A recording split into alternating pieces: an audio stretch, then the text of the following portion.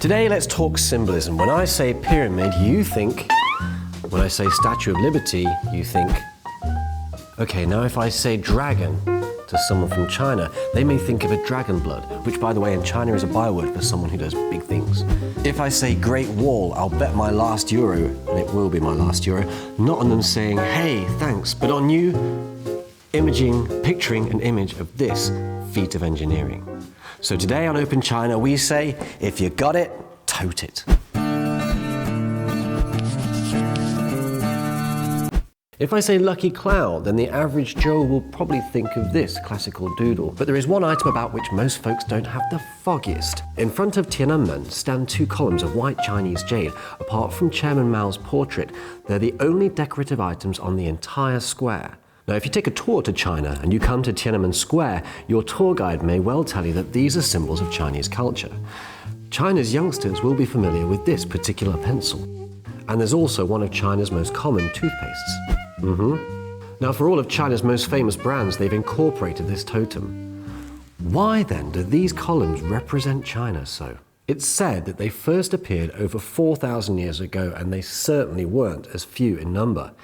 Indeed, they combine function and form. Originally, they looked like this, and they were made of wood. Now, is it me, or do they look like something familiar? Right, in ancient times, totems were, that's it, road signs. And in terms of today's road signs, they still bear a very strong resemblance. Not only that, but apart from looking like road signs, they were also suggestion boxes.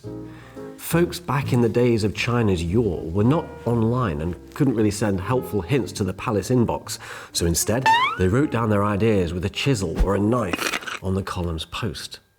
Not only that, but there was another function, and that was for communication by the ruling powers to the common folk. So for that reason, it was called a liable post. Let me explain. Oh, but I should probably remind you that if you want to communicate with higher powers, then coming to China and sticking a note on the Tiananmen totems is probably not going to achieve the desired result, Just saying, it's probably a bad idea.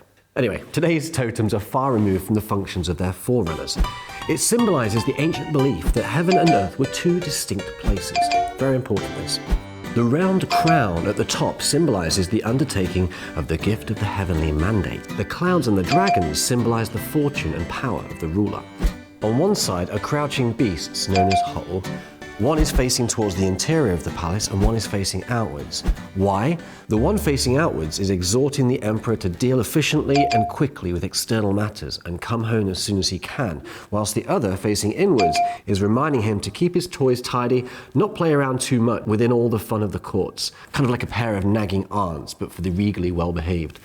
So now they have one more function, which is keeping an eye on naughty emperors.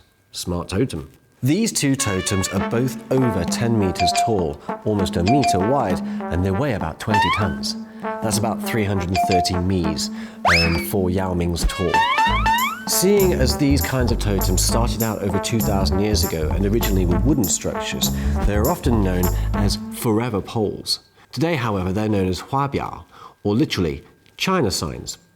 Biao in this sense simply means sign or show, as in show the way. The interesting part of this is that Hua as a character represents China, even though the word for China in Chinese doesn't use this character, so it could be suggested that this early Hua refers to anything that captures the eye with its grace and radiance. So it makes sense that it's been revered as a symbol of blossoming beauty ever since ancient times. So in order to give a more regal name to something which has come to represent Chinese culture over the years, the forever pole became the flower sign. Hua Biao holds the weight of tradition and history as a sign of authority, so it's a very close relation with Chinese culture, so much so that it represents China in its purest form. And I'll bet that last euro, which I still can't quite get rid of, on the next time you watch a parade or ceremony on Tiananmen Square, you'll be like, totem, totem. So, we hope you enjoyed making the show. We love doing it for you. Do leave a comment, hit like and subscribe if you want to, and whatever you do, until next time, keep it open.